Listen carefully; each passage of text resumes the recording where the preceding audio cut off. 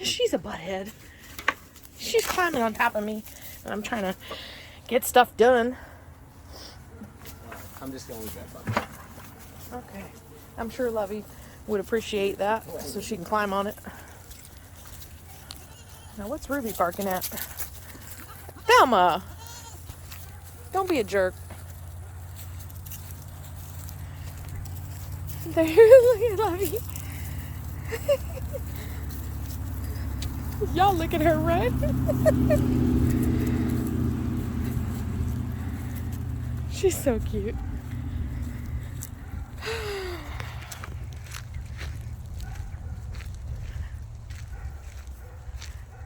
Hey, pretty girl.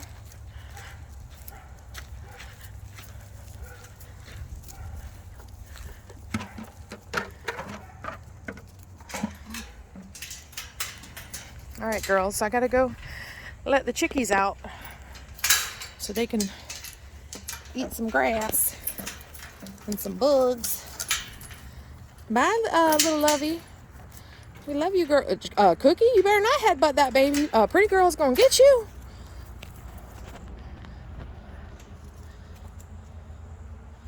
Oh, she's not even paying attention to her little baby girl getting pushed around. But I suppose it's normal. She just needs to learn her place in the herd, in the pack.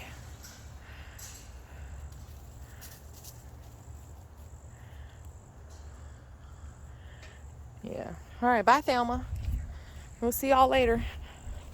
Y'all, I got my wheelie plow yesterday. Look at all this grass growing up in my garden. I can't weed this. It's too big for me to weed it by hand. I don't have all day. I have a job. So I got my wheelie plow yesterday. And I did put some linseed oil on the wood last night, so I could keep it sealed for water protection. And then tonight, when we get done the chores here, I'm going to put it together so I can come out here and weed this garden. It should only take 15 minutes as opposed to, if I did this all by hand, it'd be 3-4 hours. Anyway, that is all for now. I'm going to pick it back up when I open up the chicken tractor. Bye, y'all. Well, we have opened up the door of the chicken tractor, and we let the chickens outside. Some of them came out on their own. Some of them haven't figured out that the door's open yet. But here they are. We moved it, too, because you can see where the tractor was earlier. This whole line right here, they ate up all the grass and everything that was in here, so we pulled the chicken tractor forward. I've been doing it quite a bit more often the last few days because they've been just in the tractor, but now that we are letting them out little by little, eventually we'll just move it once a week, and we'll move the whole thing, the fence and the tractor, once a week till they pretty much cover. By the time we process them, it will be 9 months. They'll pretty much cover the whole pasture over here, and hopefully they won't eat it up quite this much because they'll have much more room during the day to graze around and scratch and all that. Look, you're getting mighty close to that electric fence there, little chickie.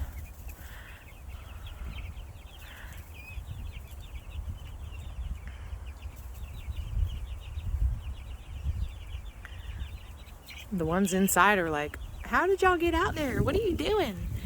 How do I get over there? Well, maybe. I figure eventually they'll figure it out, but these are the slow ones, apparently. Come on, guys. Come on out of here. Come on out of here. Come on, go to the door. Go to the door, dummies. Go to the door. There you go. Come on, guys. Y'all are dumb. Y'all go on now. Get to the door. There you go. You go to the door. There you go.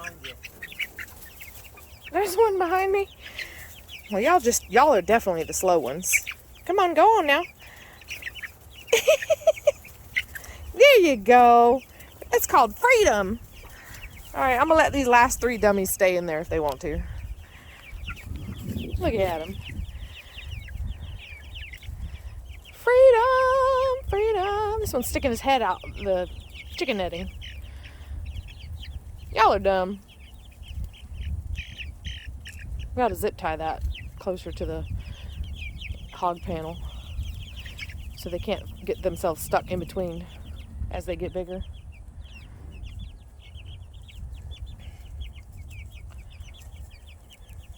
Aren't there some zip ties there in the... There are. Can you grab a couple out of that bag underneath? Look, he's stuck in there. His wing is... There you go, buddy.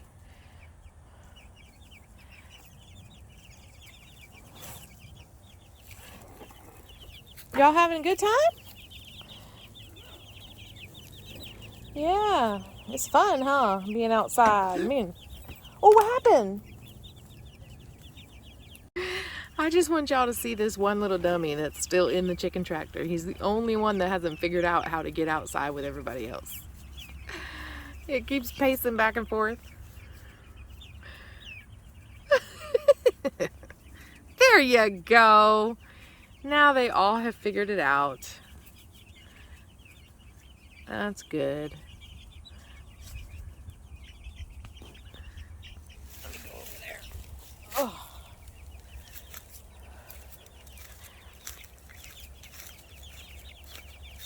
Look, I bent the thing because I'm not a skinny girl. How y'all doing? Y'all doing all right over there?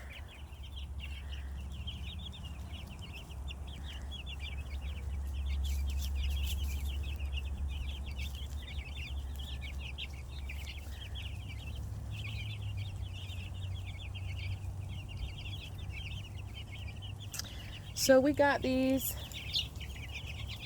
March 9th, and today is April 7th, so they're almost a month old. Well, I suppose they probably are a month old because they shipped them to us, I think, on the 7th, so they're a month old. These are Jersey Giants that came from Murray McMurray Hatchery,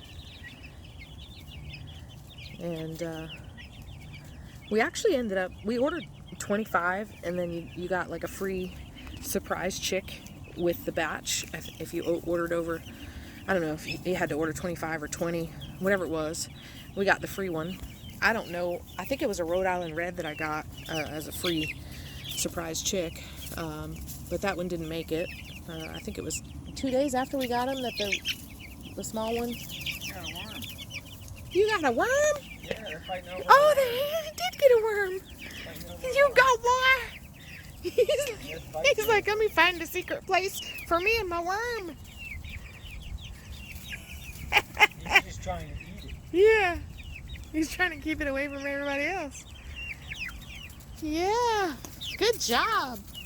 And that's the reason that I do this with my chicks. I want them to be able to eat bugs and worms and all of the stuff that's naturally in their diet. Of course, I'm providing starter chick feed for them, organic starter chick feed. It's non-medicated. I did have these chicks vaccinated for coccidiosis. I don't know if that's how you say it, but that's how I say it.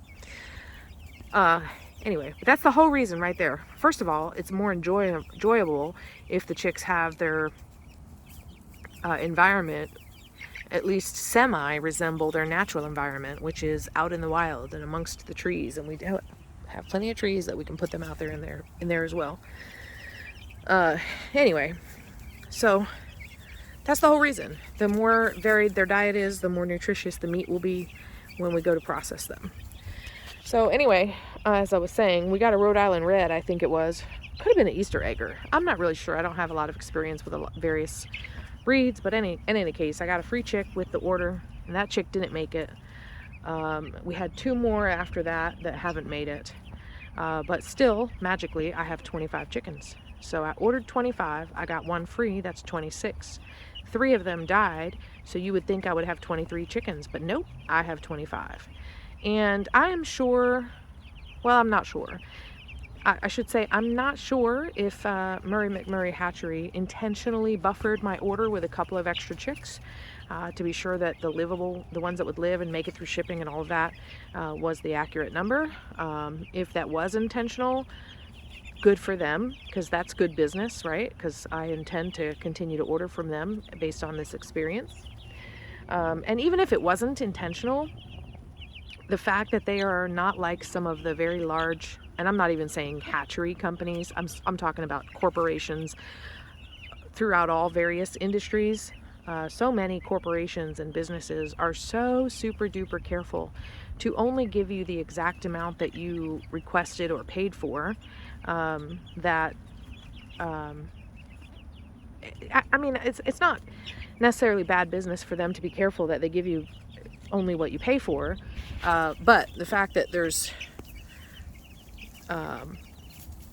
seemingly, at least in my experience, not that super overly aggressive, oh no, there's, 2 extra chicks in this order, we have to take them out. The fact that I was allowed to get more chickens than what I actually ordered, I don't know, it's nice.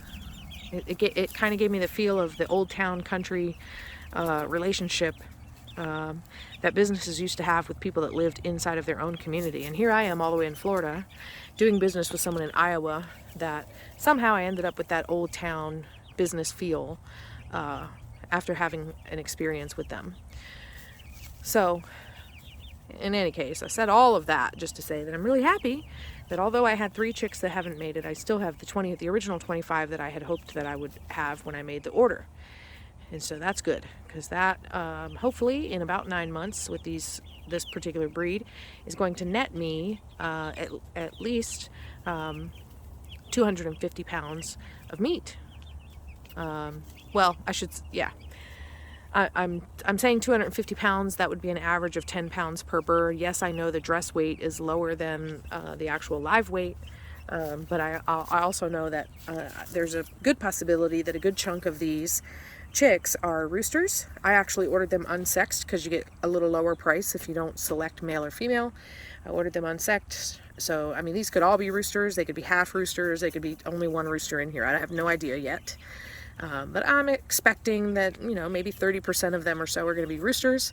And for Jersey Giants, the roosters grow out at about 13 pounds, where the females are roughly 10 pounds.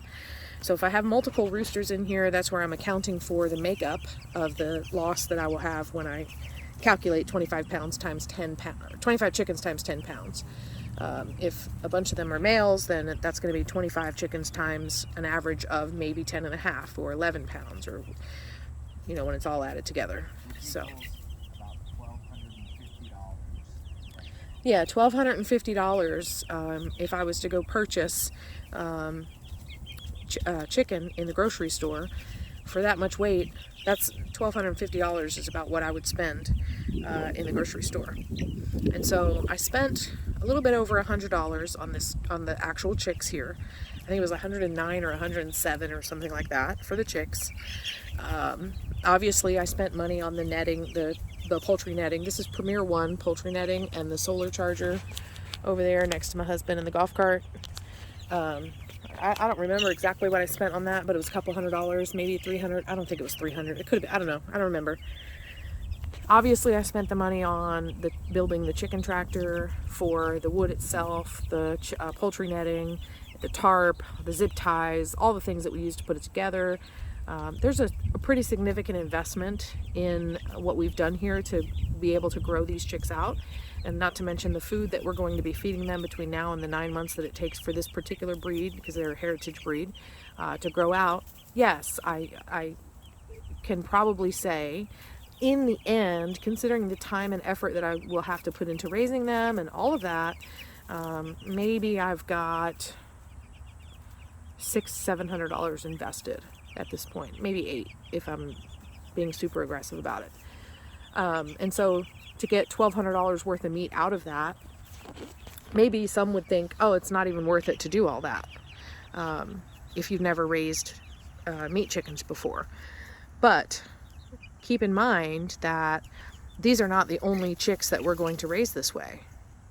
As a matter of fact, in just a couple of months, we're going to build another chicken tractor. Yes, that will be another investment.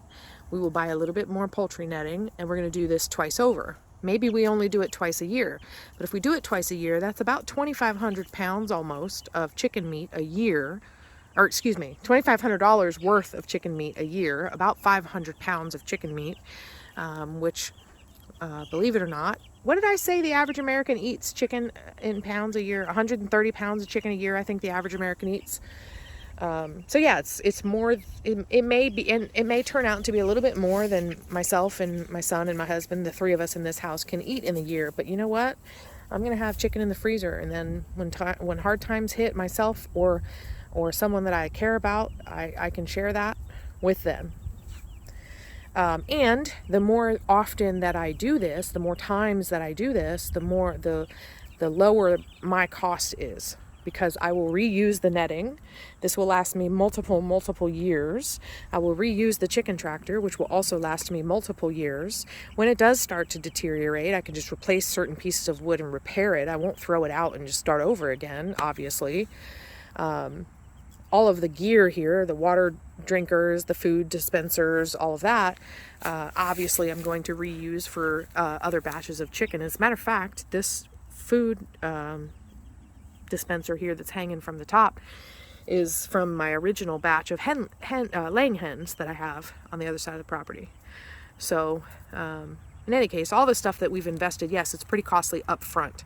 But then over time, as you do it again and again and again, the actual cost for the chicken goes much further down. So I think that this is a good investment. Not to mention, I know what my chickens are eating. I'm not shooting them up with a bunch of antibiotics and growth hormones and all that other garbage that you end up getting when you purchase chicken in the grocery store. This meat, neither these chickens nor the meat that I will in the end consume that comes from them has ever been on a ship. Certainly not on a ship that's come across the world to get to my dinner plate. These are right here in my backyard, well, in my back pasture. I know what they're eating. I know that they're healthy. I know that they've enjoyed their life. As you just saw the little chick running around with the worm in its mouth. He was happy as could be to have that worm.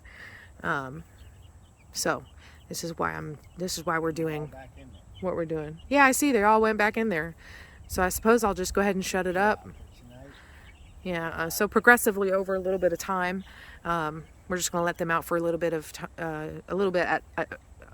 time in a day. So tomorrow night I'll come out and let them out for another hour or so. Until eventually in the morning I'll come out and let them out all day. So, huh? Close that in case they change their mind. Yeah, I'm gonna close it right now. They're all laying down. They probably got a little chill because they're not fully feathered out yet. In any case, I'm gonna go ahead and lock them back up, y'all. It was good chatting to the camera. I hope that y'all enjoyed watching the little chicks run around. I'm trying to unbend this box that I bent. And y'all have a good night. Bye. All right, y'all. Today is Saturday, April the 10th. Today is day 1 of the Jersey Giant chicks' first full day outside. So we're going to see how this goes. We do have hawks in our area and quite a few of them. So I'm just hoping and praying that a hawk doesn't get any of these chicks. I'm not so concerned once they get full grown because Jersey Giants are pretty big birds and they're dark also, so they don't, well, the black Jersey Giants are dark, obviously. So when they're full grown, I won't have to be concerned about hawks getting them, but these little guys are, look at that one running around. Little velociraptors. Yeah, these guys are little small birds, right? So a hawk can easily carry one of these guys away. But I can't just keep them inside the chicken tractor. I could, I guess. I don't want to just keep them inside the chicken tractor 24/7 for fear of hawks. Like, these guys deserve to be out and roaming and free ranging. Well, they're not necessarily free ranging. As you can see, we have a poultry netting area for them that will move every week. You can see in the grass here where it has been. And it's so eaten down this way because we've had them pretty much exclusively inside the chicken tractor. Whereas now they'll have a larger area to roam, and we'll move it once a week so they don't destroy the pasture everywhere that, in one spot. So every Saturday or Sunday, we'll go ahead and move them. So they're enjoying their sunshine and enjoying their freedom.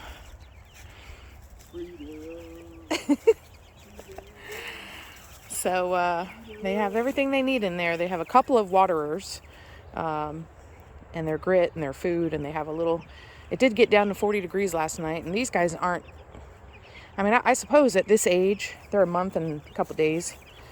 And at this age, a lot of people wouldn't have them outside. They'd have them still in the brooder. But I'm in Florida and it's warm for the most part, except that it did get down to 40 degrees last night. So we put a little bit of hay inside that Rubbermaid box there to give them some shelter, at least from breeze and whatever. I was a little worried when I came out this morning that we would have lost a couple of them due to the cold and the fact that these guys aren't completely feathered out yet. They mostly are. But I was a little worried that we might have lost one to the cold, and we didn't. They're all still alive and doing well. Probably a testament to the fact that I've put flock fixer in their water a couple of times. I've put apple cider vinegar in their water a couple of times. I'm giving them plenty of mealworms for treats to get protein, and then they have their feed, and then the grass and the bugs and the worms that they get out of the grass. These guys are pretty well fed nutritionally. They have everything that they need to be good, strong birds.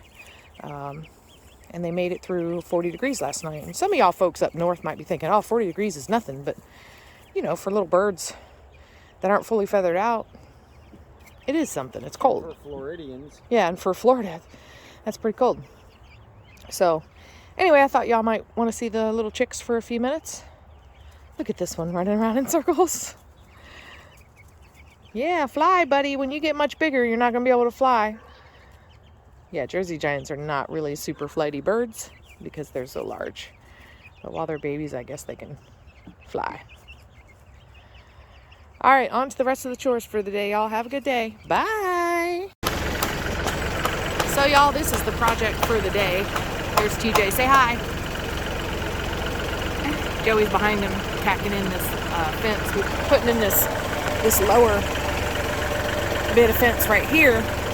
Because this right here, this here is cattle fence. And the other day, Joey and I we should have known. We were just hoping that it wouldn't happen. But we were leaving the house the other day, driving down the road here. And down there by that other gate was Lovey, the month-old kid, on the outside of the fence. Because she's small enough that she can squeeze through these cattle fence holes. So we got to put we took a 6-foot fence here with the smaller holes in it, cut it in half, and we're running it along the bottom of the fence here so that when the kids are younger, they're not going to be able to get out. We don't have to cover the whole thing all the way up to the top with that fence. So luckily we had a couple of rolls on hand. One roll, if we cut it in half, you can see probably a little better going down that way. If we cut the one roll in half, it's big enough to come just about high enough to where we don't have to worry about the kids getting out. And we've run it from that corner down there all the way down to the other gate. And we still have another roll, so there's a small space back here over by the driveway there that we still need to cover. And then on the other side of the other gate, down to the end, and then also along this area between our property and the neighbor's property is an area that's open for it's like a wildlife pass-through, and whatever we have left on that other roll after we cut it, we will run along that backside too. And then that way, hopefully we can keep the kids in the area that they're supposed to be in. So that's the project of the day. I got the tractor out here because I'm using the tractor attached to this board to pull the fence. Now, we couldn't pull the fence as tight as we wanted because apparently the post down there that they're starting off at is dry rotted, so it's not really holding in if I pull much more. But it's sufficient for the moment to get the fence stretched out well enough that we can attach it. So Joey had some help from his job over at Tractor Supply, young man, 18 years old. His name is Devin. Came out to help us today, and I think Joey's going to take the shooting later on to kind of repay the favor. I don't know how well y'all can hear me over the tractor running, but hopefully you can hear me. In any case, just wanted to show y'all one of the lessons learned here on Melba's farm is if you're going to put the female goats in an area with their kids, then you got to account for the fact that those kids are tiny and they can slip through the fence. So we knew that. We've taken care of the other, where the boys are. When we first got the goats, we took care of closing in with this kind of fence on the inside of the posts. This farm previously had cattle, and that's really all they had, so they didn't have to worry about smaller animals getting out. You know, and since we have goats and small dogs and all that, I thought this is a necessity over there. I thought about it up front, but then it's so frustrating to run fence, you know? It's so, it's a lot of work. So we kind of just, I think quietly, without even talking about it, decided that when we moved the goats over here, we weren't going to bother with that fence. But lesson learned, you know, you can't, there's no shortcuts when it comes to animal husbandry. You really have to do what's right for the animals. Otherwise, we're going to have one of our kids out here along the road, and people, this speed limit along this road is 45 miles an hour. And people, just this morning, I pulled out of the driveway and I was going 45, exactly 45. And someone actually went around me in the no passing zone because they're just so impatient up and down this road. They fly by 60, 65, 70 miles an hour. And that's not necessarily enough time for a young kid to figure out that they're about to get run over. And God forbid if we were to come out here and find one of our kids has been hit. So we're doing what we need to do today to make sure that doesn't happen. Let's see Joey down there.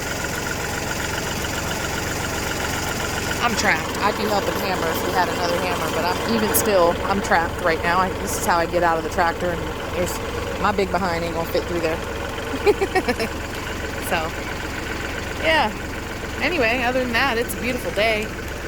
All the girls are over there by the shelter just hanging out with their couple of babies that we got. And the goats are all doing well. You probably saw in the video a little earlier that I let the Jersey Giants out today, and I'm going to go check on them in a little bit and make sure everybody's all right. So, all right, I'll probably take a little more video later on. I got 4 or 5 short videos taken. I'll compile them all together, and if y'all have watched this long, I thank you for that. And there might be a couple more after this throughout the day as we do different things. So I'll talk to y'all later. Bye. Hey, Teeny. So I think we said the other day Tiny, but her name is Teeny, after my mama. Look at her climbing on her mama. She's so cute. Louise, that's your baby. You did a good job. Yeah, you're such a good mama. Yeah, you're doing a good job. Look at her biting at the hay. Hi, Teeny. You cute little thing. Mama says, don't mess with my baby. Oh, look at Lovey. Lovey's jumped up on the water bucket. Queen of the world. If she could get in here and play with this baby, I think that would make her day. You gonna jump off, Lovey? You gonna jump off? Oh, look at this baby.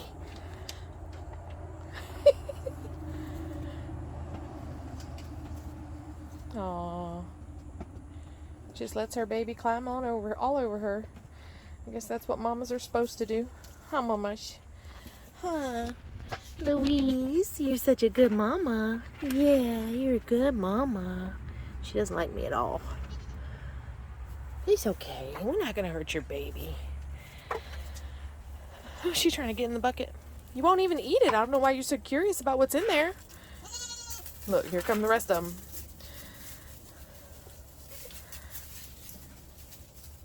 There's Pretty Girl, Lovey's mama, and Cookie, who was a mama for a day. Poor thing. And then Thelma's way over there by that tree, making her way. Look at that. She was in there, huh? Finally.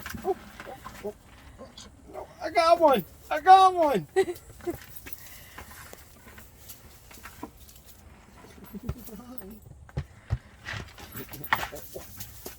She's like, let me in. Okay, there you go. Either way. Here comes Thelma. She's going to push them all out of the way. She's the boss. Oh, look at Lovey on top of her mama. Oh my gracious. All right, pick the bucket up before Thelma gets over here. She'll beat the rest of them up. Who's missing right now? Thelma, Louise, Blondie. Where's Blondie? She's over there eating. I'm pretty sure they ate it all already. Yeah, but she's still at the corral. Waiting for us to throw more in the bucket. Oh, she was sitting on her mama, and her mama was... Y'all, these goats are crazy. Welfare goats. Yes, they are welfare goats. Look at Mama says, come on down off that bucket. Girl, you're going to hurt yourself. See what you have to look forward to, Louise, with your little baby? They're crazy now. They're going to wear out your nerves. All right, let me come on out of here. Hi, Thelma. Oh, I got stuck on the gate. All right, close this up. This is our little makeshift gate. You know what I call it? I call it free. Everything was free except for this little black clip that I'm hooking the thing to. And my pre-girl doesn't seem to mind when she jumps up on her. Hold on, y'all. I'm going to put this down.